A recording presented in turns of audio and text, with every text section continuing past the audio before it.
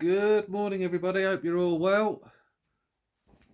Got a nice stack of stuff I've accumulated over the last couple of weeks. So I thought I'd come and say hello, share it with you, see what I've got. I apologise in advance for probably the dodgy lighting. It's November in the UK, it's raining, what can you do? But as they say, the show must go on. So let's get cracking and see what I've got. As always, regular viewers of the channel will know that my good friend Larry keeps supplying me with loads of great stuff, and over the last couple of weeks it's been no exception to that rule, which I can clearly say thanks, mate. You know, I appreciate it. You always send fantastic stuff. So the first few are going to be from Larry.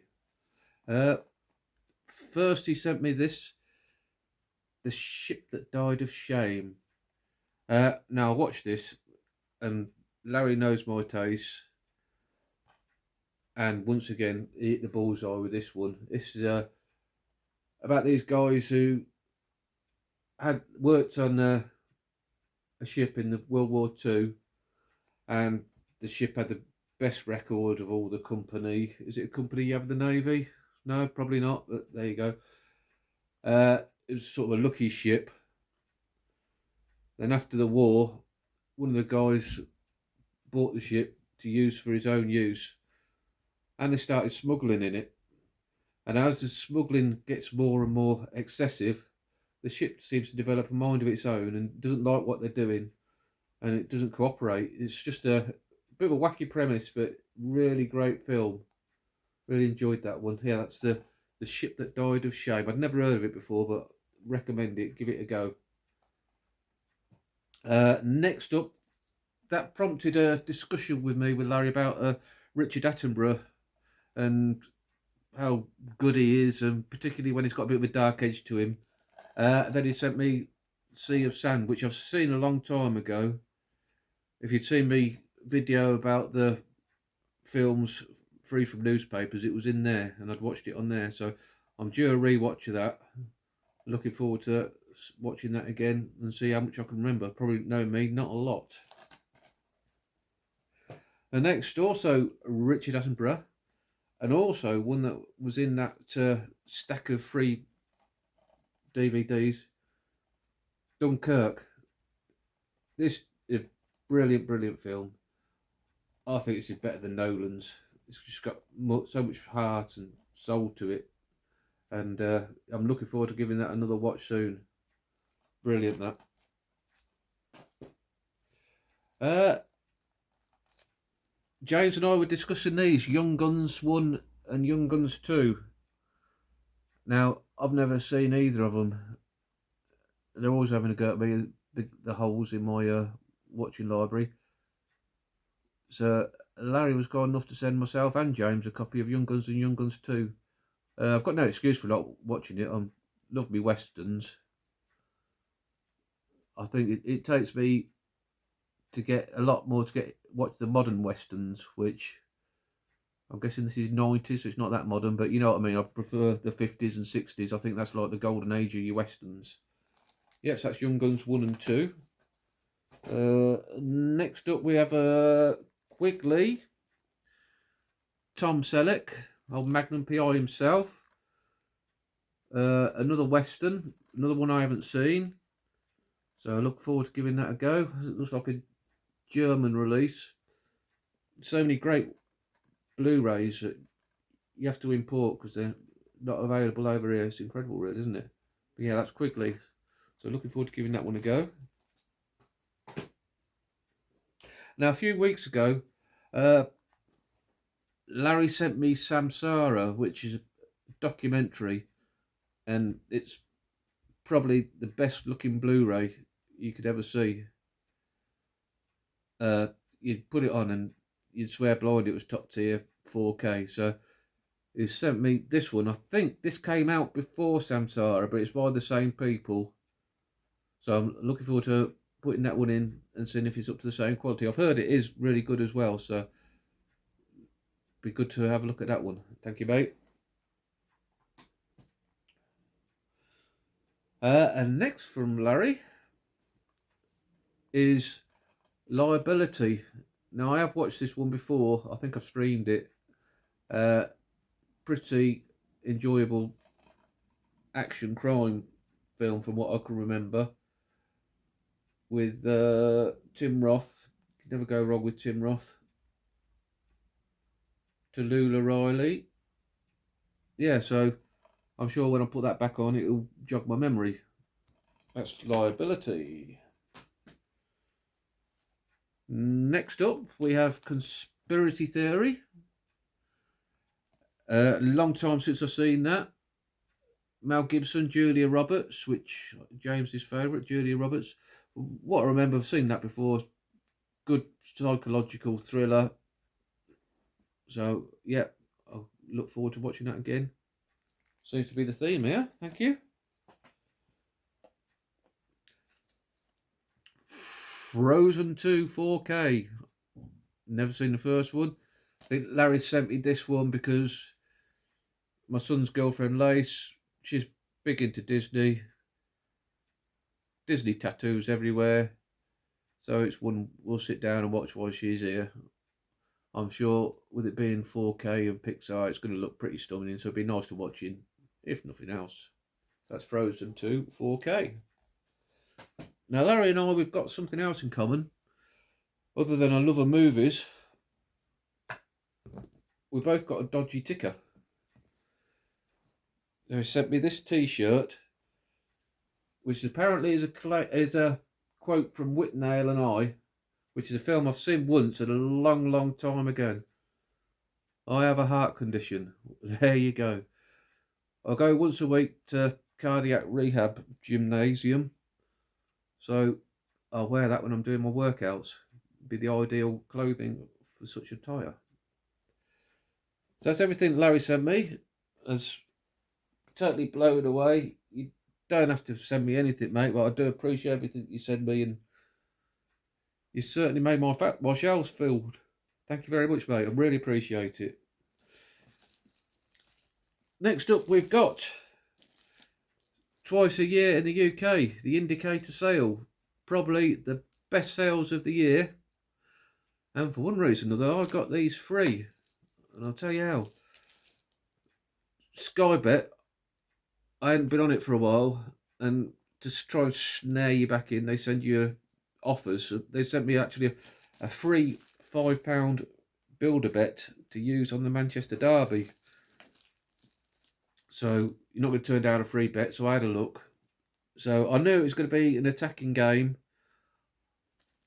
I knew that Man United weren't going to be able to cope with City's attacking, so I went high shots on target, high corner rate. I went 12 shots on target, 12 corner rate, and walk in the park. It was all done and dusted in 70 minutes. 40 quid, thank you very much. So I thought, use that for the Indicator sale. They're £5 each, 6 films, 30 quid, £10 profit. Thank you very much, Skybet. You're nearly as generous as Larry. Anyway, the first we've got John Carpenter's Christine, a film I've only seen once and remember highly liking. About time I watched it again. Get that one in, Christine.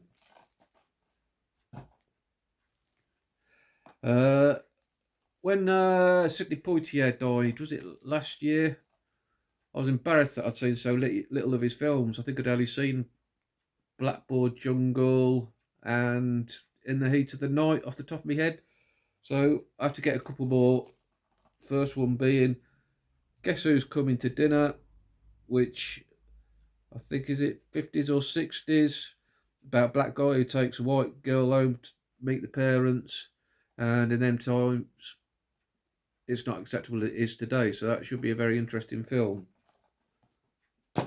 Next, To Sir with Love, where he's a teacher, which is the polar opposite of Blackboard Jungle, where he's one of the pupils abused the teacher. I think this one's a bit of role reversal, so yeah, looking forward to that one.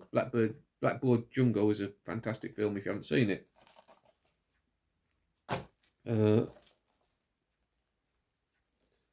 Berserk, Joan Crawford, film I haven't seen, but I've read the premise and it sounds really great, so I'll give that a go. Regular viewers to the channel will know that I'm a big Marlene Dietrich fan, so I had to pick a couple more. First being Scarlet Empress. I think with these indicators, like they never show you a synopsis, which one way it's bad, but another way, like you just go in blind, and sometimes that's the best way to watch a film. Oh, throwing them all over the place. And lastly, from Indicator, The Devil is a Woman, another Marlene Dietrich film, which has good reviews. Really looking forward to getting into that one. Should be good. And lastly, a little stack of stuff that I've got for myself. First one being Sweet Country. Now I watch an American lady on YouTube called Stephanie, whose channel is Movie Chatter, it's called. If I remember right and work out how to do it, I'll put a link in the channel. If you're not subscribed to, go and have a watch her. She really knows her stuff, and everything she recommends I really enjoy. And this Sweet Country is no exception.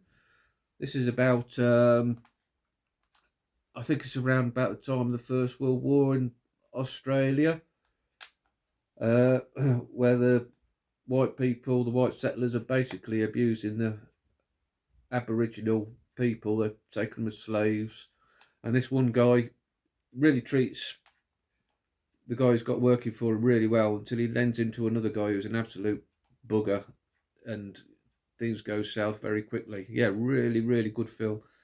Thank you, Stephanie, for recommending that. It's fantastic, and it only £2 or £3, so cheap pickup.